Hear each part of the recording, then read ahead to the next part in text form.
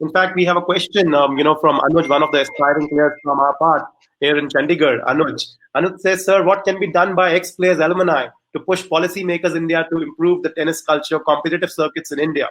As Harsh sir said, it's practically very difficult for families in India to afford for making a world-class players. We have to start at some point. Some point. So he has a direct question, and I think I would ask Harsh on that first, and then PKB. Harsh, over to you.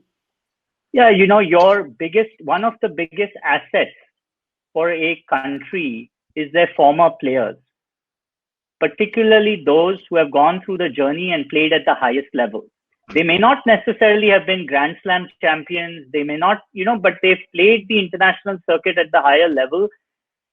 They have a lot of deep experience and expertise. And any nation that is serious about player development is doing a great job in terms of getting those players back into the system. If you look at France, you look at the US, a lot of the top former players are back working in player development. They're working with their players. They're working in the systems. This is a key aspect. Why you wouldn't maximize that asset is beyond me. Unfortunately, it's not happening in our nation, and we former players are doing it out of our own initiative.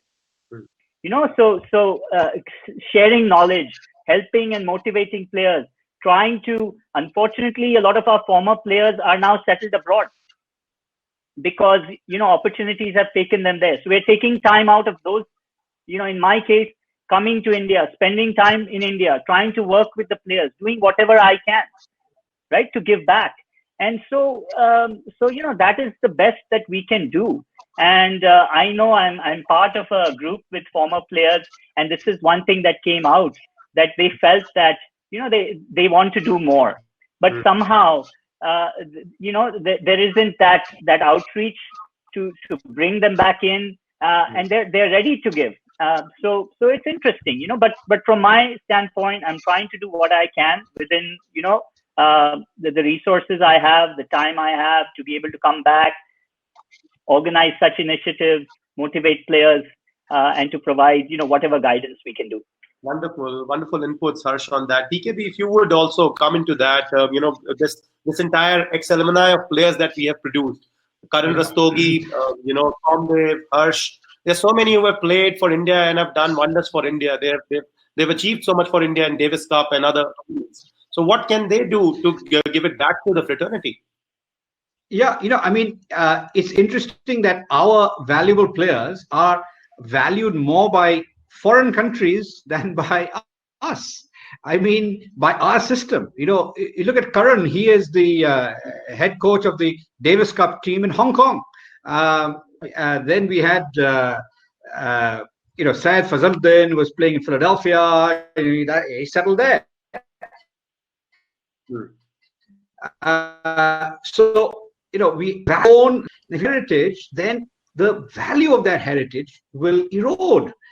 So what's really important is that we need to get involved with ensuring that we have much more of a way of cashing in on the legacy. So, our Davis Cup captain, I think, is now Rohit Rajpal. Please, somebody who really never made it, even as a pro.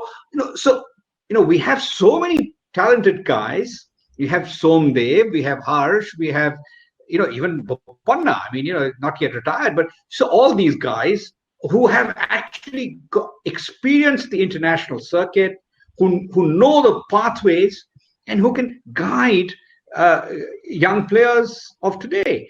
So, perhaps we can, they can form a collective and start becoming an alternative to AITA. That's one way. The other way, I think, is just some forums like this one that enable an ecosystem to emerge, an informal ecosystem to emerge that will help young players. So I'd say there are 2 or 3 routes. One route, if you're super talented, let's say Manas Dhamne, the world's highest ranked 13-year-old right now.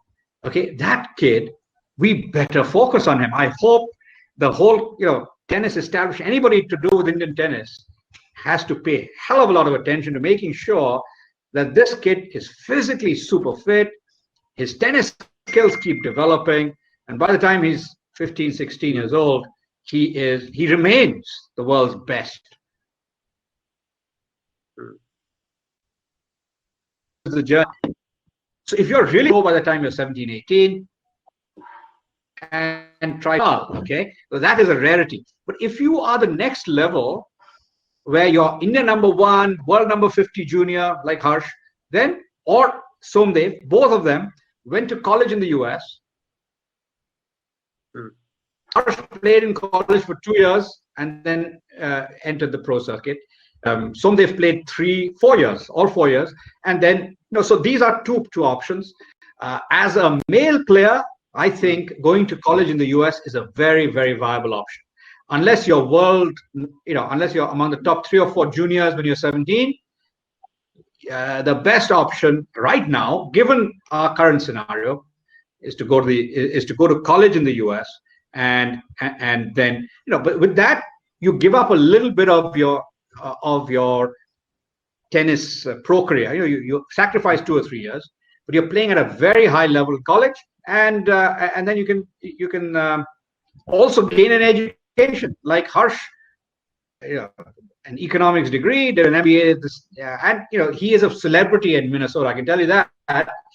In Minnesota, at Minnesota, an absolute celebrity. So Somdev, when he goes back to Virginia, he is an absolute celebrity there. So this sort of ecosystem that emerges around that enables you to then build on, and then you can even give back to your own country, as Harsh and Somdev are doing, to the extent that they're allowed to. Unfortunately, our system is not allowing them to give back much more than in this informal way, which is sad. That's right, BKB.